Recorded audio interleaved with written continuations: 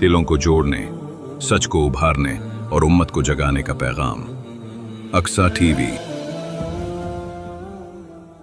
الحمدللہ رب العالمین، والصلاة والسلام علی سید المرسلین وعلی آلہ وصحبہ اجمعین، اما بعد۔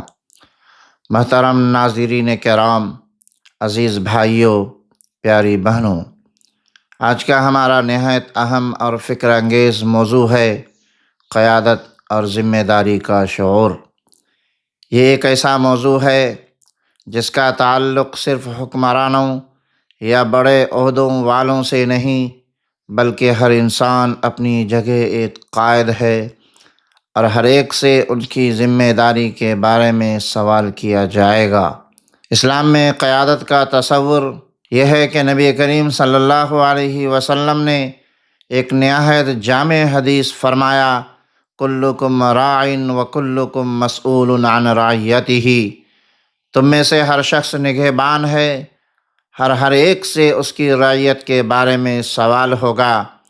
یہ حدیث ہمیں جھنجھوڑتی ہے کہ ہم سب ذمہ دار ہیں۔ باپ اپنے گھر کا ذمہ دار، ماں اپنی اولاد کی ذمہ دار، استاد اپنے شاگردوں کا ذمہ دار، اور لیڈر اپنی قوم کا ذمہ دار۔ قیادت امانت ہے، اعجاز نہیں۔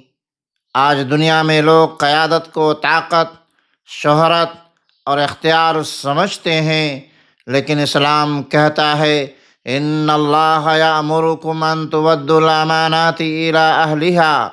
اللہ تمہیں حکم دیتا ہے کہ امانتیں ان کے حقداروں کو ادا کرو۔ قیادت دراصل ایک امانت ہے، اور امانت کا مطلب یہ ہے انصاف کرنا، حق ادا کرنا، خیانت نہ کرنا۔ حضرت عمر بن خطاب رضی اللہ تعالیٰ عنہ فرمایا کرتے تھے، اگر دریائے فرات کے کنارے ایک کتا بھی بھوکا مر گیا تو عمر سے اس کا حساب لیا جائے گا۔ یہ ہے قیادت کا شعور، یہ ہے جواب دہی کا احساس۔ آج ہمیں اپنے دل سے پوچھنا چاہیے، کیا ہم اپنے چھوٹے چھوٹے دائرے میں بھی ذمہ دار ہیں؟ قیادت کے بنیادی اصول ہیں۔ اسلام نے ہمیں کامیاب قیادت کے چند بنیادی اصول سکھاتا ہے۔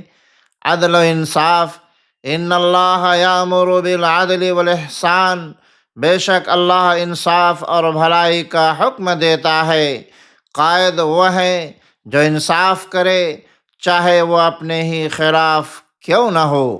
دیانت داری، نبی کریم صلی اللہ علیہ وسلم نے فرمایا، جس میں امانت نہیں اس میں ایمان نہیں۔ قیادت میں سب سے بڑی شرط سچائی اور دیانت۔ وَأَمْرُ شُورَىٰ بَيْنَهُمْ۔ ان کے معاملات باہمی مشورے سے طے ہوتے ہیں۔ کامیاب قائد وہ ہے جو دوسروں کی رائے کی قدر کرے۔ عاجزی اور خدمت، نبی کریم صلی اللہ علیہ وسلم نے فرمایا، سردار وہ ہے جو اپنی قوم کا خادم ہو۔ قیادت کا مطلب حکم چلانا نہیں بلکہ خدمت کرنا ہے۔ قیادت میں غفلت کا انجام، اگر قائد اپنی ذمہ داری بھول جائے تو کیا ہوتا ہے؟ وقفوہم انہم مسئولون۔ انہیں روک لو، یقیناً ان سے سوال کیا جائے گا۔ قیامت کے دن نہ عہدہ کام آئے گا نہ طاقت، صرف اعمال کا حساب ہوگا۔ نبی کریم صلی اللہ علیہ وسلم نے فرمایا، جو شخص مسلمانوں کا ذمہ دار بنایا گیا اور ان کے ساتھ خیانت کرے، ان پر جنت حرام ہے۔ اب سوال یہ ہے کہ ہم کیا کریں؟ اپنے گھر میں عدل قائم کریں، بچوں کی صحیح تربیت کریں، اپنے کام کو دیانت داری سے انجام دیں، معاشرے میں اچھائی کو فروغ دیں، برائی سے روکیں۔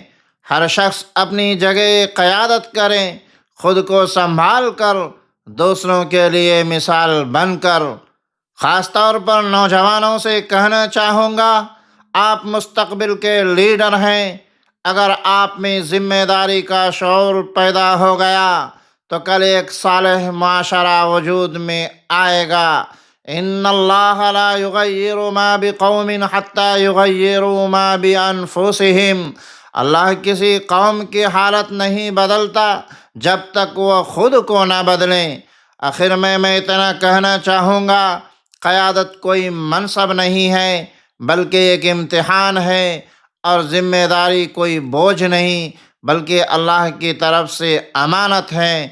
آئیے ہم سب عہد کریں، ہم اپنی ذمہ داری کو پہچانیں گے، امانت سے انہیں ادا کریں گے، اور اللہ کے سامنے جواب دہی کا احساس رکھیں گے۔